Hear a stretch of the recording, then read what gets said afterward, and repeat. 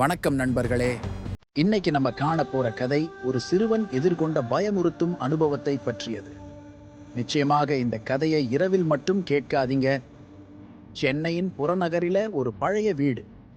அங்கேதான் ராஜி, அவன் மனைவி பிரியா மற்றும் அவர்களது 8 வயது மகன் கிறிஷ் இருந்தாங்க. இந்த வீடு சற்று தனிமையாக, சத்தமில்லாமல் ஒரு காடு போல இருந்த இடத்துல இருந்தது. ராஜி வேலைக்காக டெல்லியிலிருந்து இங்கு வந்திருந்தார்.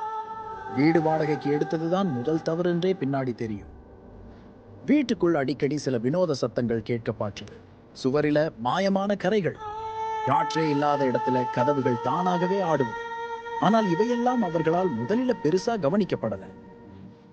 ஒரு நாள் இரவு கிறிஷ் தூங்கி கொண்டிருந்தார். அச்சானக அவன் ஓசையா கதற ஆரம்பிச்சான். அம்மா, அப்பா, அங்கே யாரோ இருக்காங்க, என் கட்டிலின் கீழே. பிரியா ஓடினாங்க. எதுவும் இல்லம்மா, கனவுல பார்த்திட்டுப்பா இன்னும் சமாதானம் பண்ணினாங்க.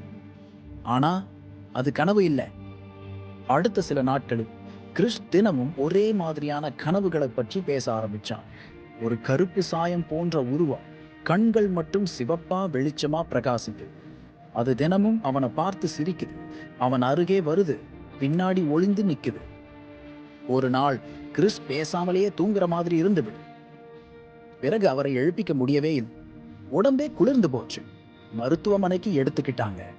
டாக்டர் சொன்னது, அவனுக்கு எந்த உடல் பிரச்சனையும் கிடையாது, ஆனா அவன் மனசுல ஏதோ பெரும் பயம் அடிப்படையா இருக்குது.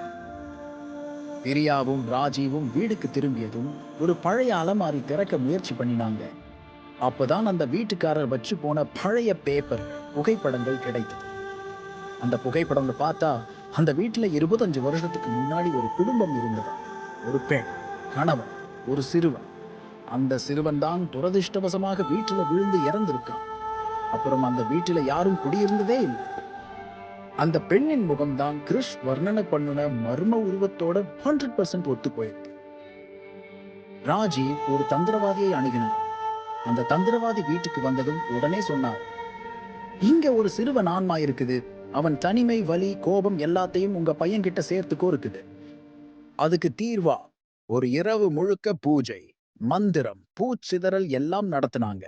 அந்த இடத்துல இருந்து அந்த ஆன்மாவை விடுவிக்க முயற்சி பண்ணினாங்க. அந்த இரவு வேற மாதிரி. காற்று வியர்க்க ஆரம்பிச்சது. பூஜையின் நடுவுல கதவு தானாகவே மூடிச்சு, விளக்குகள் அணைந்துச்சு. தந்திரவாதி சொன்னாரு, இது அவன் விடவிடாத வருத்தம். அவன் வேற யாரும் இல்லாததால தான் உங்க பையன் கிட்ட வந்தான். அவன் ஆன்மாவை சமாதானப்படுத்தணும்.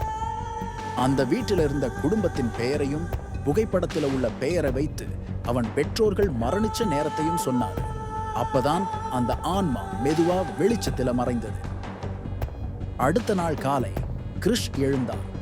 அவன் கண்கள் ஓய்வுடன் இருந்தது. அம்மா, அந்த பையனோட அம்மா வந்து அவனை அழைச்சுக்கிட்டான். அவன் இனிமே என்னை பிடிக்க மாட்டான் என்று சொன்னான். இந்த அனுபவம் பிரியா மற்றும் ராஜீவ் குடும்பத்துக்கு மட்டுமே அந்த வீட்டு வரலாற்றுக்கு ஒரு முடிவாக இருந்தது. வீடு விட்டு வெளியேறினாங்க. பிறகு மற்றொரு நகரத்துல புதிய வாழ்க்கையை தொடங்கினாங்க. நண்பர்களே, இந்த கதை உங்களுக்கு பயமா இருந்ததா? உங்க நினைப்பை கீழே காமெண்ட்ல பகிருங்க. மறக்காம லைக் பண்ணுங்க, ஷேர் பண்ணுங்க. இன்னும் அப்படியான கதைக்காக சேனலுக்கு சப்ஸ்கிரைப் பண்ணுங்க. அடுத்த வீடியோவில் ஒரு புதுமையான கதையோடு சந்திப்போம். வரைஞ்சுக்கிட்டே இருங்கள்.